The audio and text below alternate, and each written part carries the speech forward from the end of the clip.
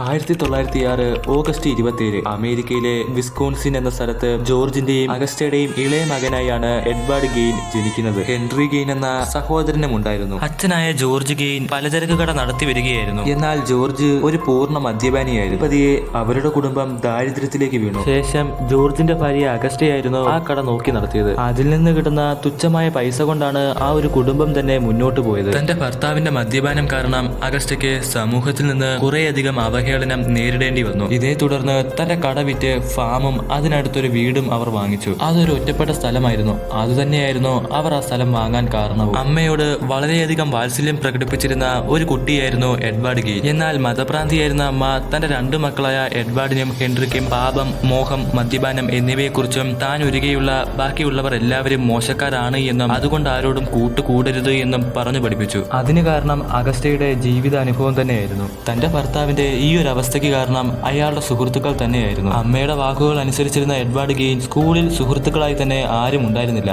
എന്നാൽ ഹെൻറി തന്റെ അമ്മയുടെ വാക്കുകൾ പാലിച്ചില്ല. 1940 ഏപ്രിൽ 1 ജോർജ് അമിതമായ മദ്യപാനം കാരണം മരണമടഞ്ഞു. അമ്മയെ സഹായിക്കാനായി രണ്ടുപേരും സിറ്റിയിലെ ചെറിയ ചെറിയ ജോലികൾ ചെയ്തിരുന്നു. അവിടെയും ഹെൻറി അവിടെയുള്ളവരുമായി സൗഹൃദം സ്ഥാപിച്ചു. തന്റെ അനിയന്റെ കാര്യത്തിൽ പേടി തോന്നിയ ഹെൻറി നമ്മുടെ അമ്മ പറയുന്നതൊന്നും ശരിയല്ല എന്നും തെറ്റുകൾ ചെയ്യാൻ പ്രേരിപ്പിക്കുകയാണ് എന്നും ഹെൻറി തന്റെ അനിയനായ എഡ്വാർഡിനോട് പറഞ്ഞുകൊണ്ടേയിരുന്നു. ഇത് കേട്ടുനിന്ന അഗസ്റ്റ ഹെൻറിയെ വരക്ക് പറയാൻ തുടങ്ങി. എന്നാൽ ആദ്യമായി ഹെൻറി തന്റെ അമ്മയോട് എതിർത്ത് സംസാരിച്ചു, അതും ദേഷ്യത്തിൽ. അഗസ്റ്റയ്ക്ക് അത് വലിയൊരു വിഷമം ഉണ്ടാക്കി. കാരണം ഇതുവരെ തന്റെ മക്കളിൽ ആരും ഇങ്ങനെ തന്നോട് പെരുമാറിയിട്ടില്ല. അന്ന് രാത്രി അവരുടെ ഫാമിൽ വലിയ രീതിയിൽ തീ പടർന്നു. ഫയർഫോഴ്സ് വന്ന് തീ അണയ്ക്കുന്ന നേരത്ത് തന്റെ ചേട്ടനെ കാണാനില്ലെന്ന പരാതിയുമായി എഡ്വാർഡ് അവിടെ എത്തുന്നത്. പിന്നീടുള്ള തിരച്ചിലിൽ ഹെൻറിയുടെ മൃതദേഹമാണ് കണ്ടെത്തിയത്. എന്നാൽ ഞെട്ടിക്കുന്നതെന്തെന്നാൽ ഹെൻറിയുടെ ശരീരത്തിൽ പൊള്ളലേറ്റിരുന്നില്ല. തലയ്ക്ക് കിട്ടിയ പരിക്കാണ് മരണകാരണമെന്ന് സ്ഥിരീകരിച്ചു. പിന്നീടാണ് അവർക്ക് മനസ്സിലായത് അത് ചെയ്തത് മറ്റാരുമല്ല, തന്റെ ഇളയ സഹോദരനായ എഡ്വാർഡ് ഗെയിൻ ആണ്. മതിയാവാത്ത തെളിവുകൾ ഇല്ലാത്തതുകൊണ്ട്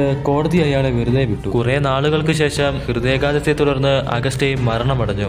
അമ്മയുടെ മരണം എഡ്വാർഡിനെ മാനസികമായി തളർത്തി. 1957 പ്ലെയിൻ സ്റ്റോർ ഉടമയെ കാണാനില്ലെന്ന പരാതിയുമായി പോലീസ് വന്ന് അന്വേഷണം നടത്തി. ഈ കേസിൽ നിന്ന് വലിയ തെളിവുകൾ ഒന്നും തന്നെ കണ്ടെത്താൻ കഴിഞ്ഞില്ല. എന്നാൽ ഒരു മൊഴിയുടെ അടിസ്ഥാനത്തിൽ അവസാനമായി ഇവിടെ വന്നത് എഡ്വേർഡ് ഗെയിൻ ആണെന്ന് കണ്ടെത്തി. ഈ കേസിന്റെ പേരിൽ പോലീസ് എഡ്വേർഡിന്റെ വീട് പരിശോധിക്കാനായി ചെന്നു.